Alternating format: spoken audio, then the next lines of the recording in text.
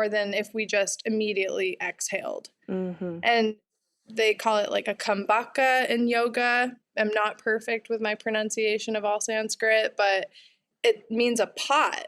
And in that pot, you're like retaining, and whatever you put into the pot, so maybe it's pure breath, pure prana, and you breathe in that and you concentrate it and hold it. But I really feel like working with cannabis, we invite that concentrated awareness of the medicine in that pot as well. Wow. And that stews through the body. Oh, that is so cool. I think that, yeah, my advice to beginners is less is more. Sometimes just the most beautiful experiences that I've personally had and that students have reflected back to me are smelling the flower before working with it. Like, this is ways that it is medicine. The terpene profile of a plant is super important in indicating whether or not it's going to even be good for us or not. So us just taking that time to care about ourselves enough before we smoke something or work with a plant to go, yeah, this smells really good. I want this. Or, you know what? Actually, I don't like that. I was going to ask, because, you know, obviously yoga is a physical activity. And if you do, there's different kinds of yoga. If you do one that moves fast enough and breathes deep enough and holds your muscles strong enough, you're essentially doing a lot of cardio, and you don't want to be super high for necessarily doing that amount of deep breathing as well, because you can get kind of lightheaded. Like, is it safest to smoke first and then wait and see how you feel and wait for that peak, or do you just smoke and go for it? What do you prefer? Personally, you'll oftentimes see me like take a toke and then immediately move into my body. At the same regard, when we are having a high cardio state in the body and when we are doing a lot of somatic practices that upregulate our heart rate, the body releases anandamide, which is the master cannabinoid of the body. And no amount of cannabis is going to top that. In fact, it can only make it a little bit off balance. So the anandamide is like what people get when they get a runner's high. Right. It's the body's version of THC, right? It is. And it's the word ananda is the Sanskrit word for bliss. Oh, cool. So like, as I've studied this stuff, I'm like, am I hallucinating? Like, I'm tripping out, right? Like, they can't be using Sanskrit in the cannabis world, right? Like, or in the world where they're talking about the bodies. I'm studying the endocannabinoid system because I want to understand how cannabis is affecting me. I'm studying yoga because I want to understand how yoga is helping me. And in yoga, I'm learning about how ananda is the word for bliss. And then I'm learning in studying the endocannabinoid system that anandamide is the bliss molecule that helps the body, you know, attain homeostasis and balance across all membranes. And it's the body's master key for the cannabinoid system. And I'm just like, are you serious? Yeah, so there's a real relationship between our health and yoga and cannabis. There's like this beautiful triangle. I love it.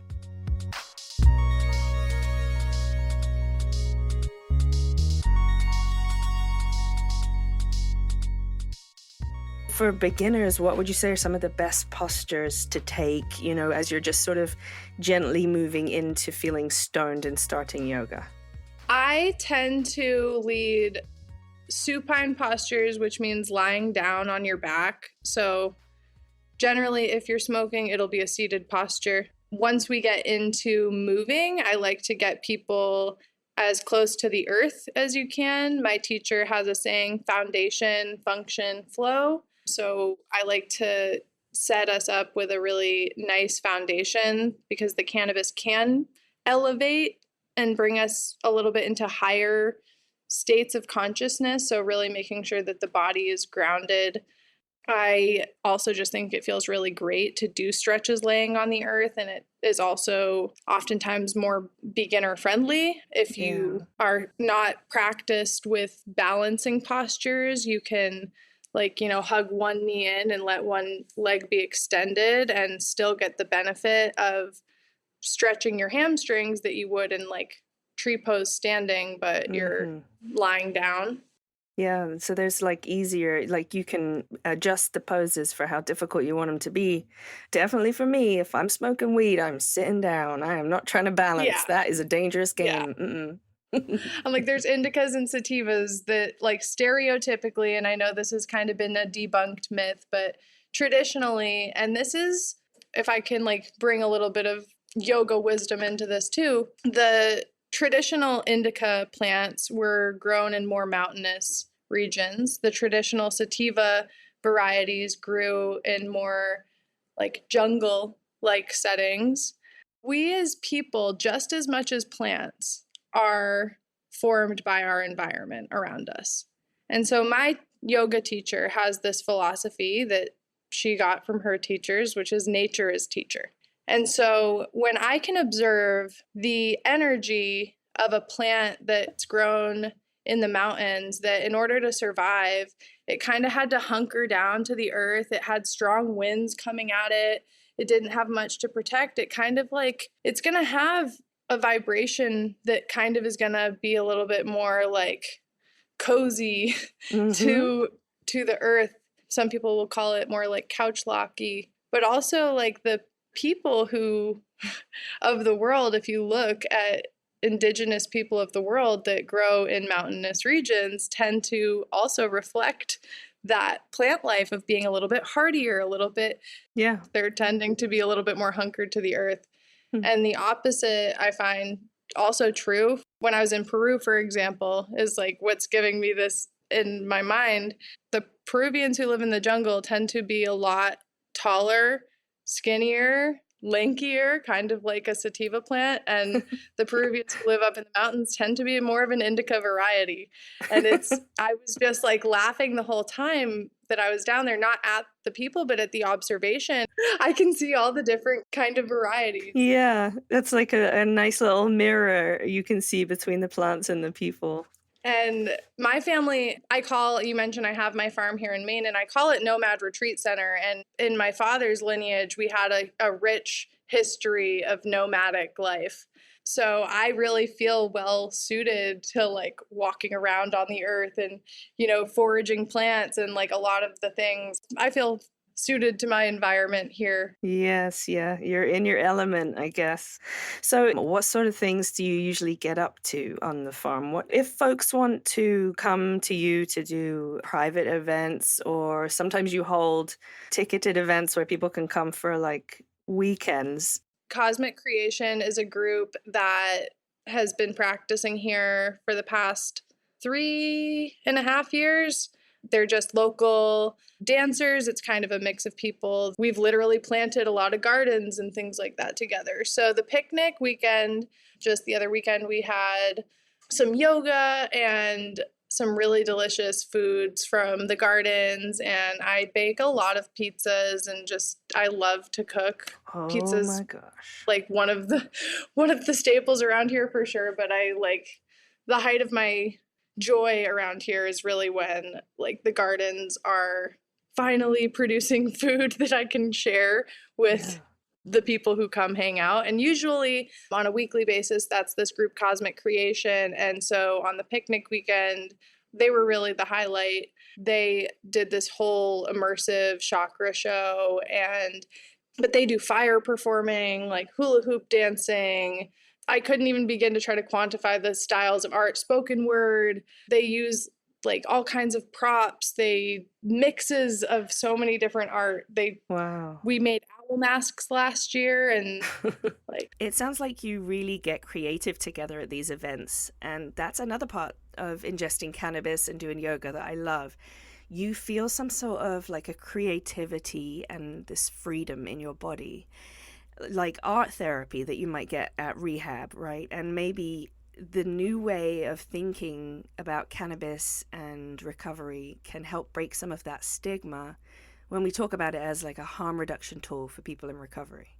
absolutely. Like I grew up pretty athletic, thinking that like I was one type of a way, and then through this like life of recovery, and I myself was probably stigmatizing, what is cannabis? What do people think about people that use cannabis? What do people Mm. think about creative people?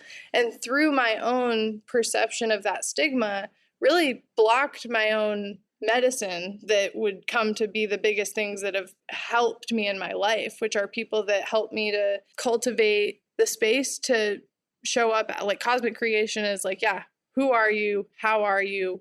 What are you here to do in this world?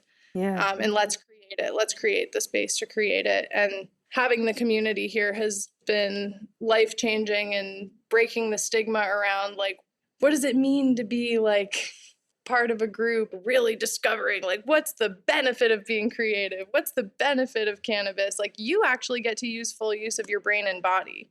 This is not even like, it's all quantifiable. The ways like neurons that fire together wire together. When we start thinking new thoughts and allowing our brains to consider new information and new ways of life, alternative ways of even thinking about what is recovery, what does it mean to live a life that's happy, joyous, and free? What is it? All these things that I wanted, but I was struggling to find like the truth in them.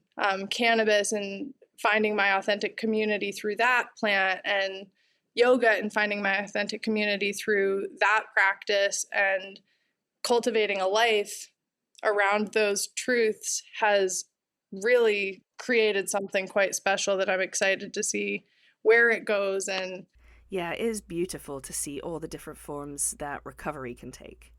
Now, you've really built out this land, haven't you?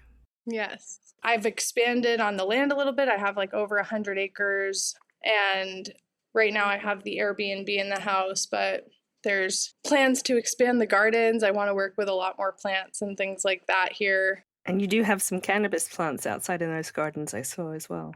Yeah, like I said, not just the fruits and vegetables in the gardens, but like the height of the joy of my time here at Nomad is like when the gardens are thriving and alive. So beautiful. Well, hopefully one of these days I can actually make it up for an event and I can smoke a little bit, do some yoga with you, and come and enjoy those gardens with you. That sounds gorgeous.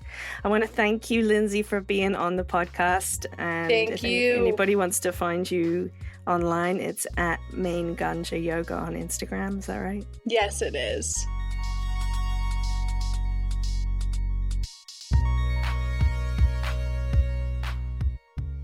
A big thanks to Lynsey Tamposi of Maine Ganja Yoga. Next week, we'll be finishing off the summer season by chatting with the guys from Milkweed Cannabis Confections in Burlington, Vermont. COVID hit this planet in a pretty traumatic, very real way.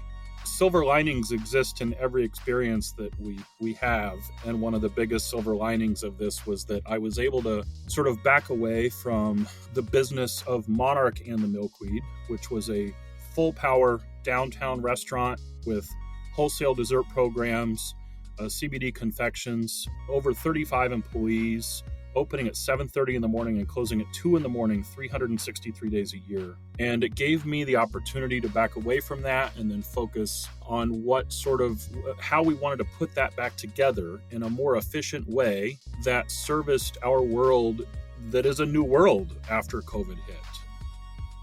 Be a sweetheart and leave us a review wherever you're listening right now, and make sure you're subscribed so you don't miss that next episode.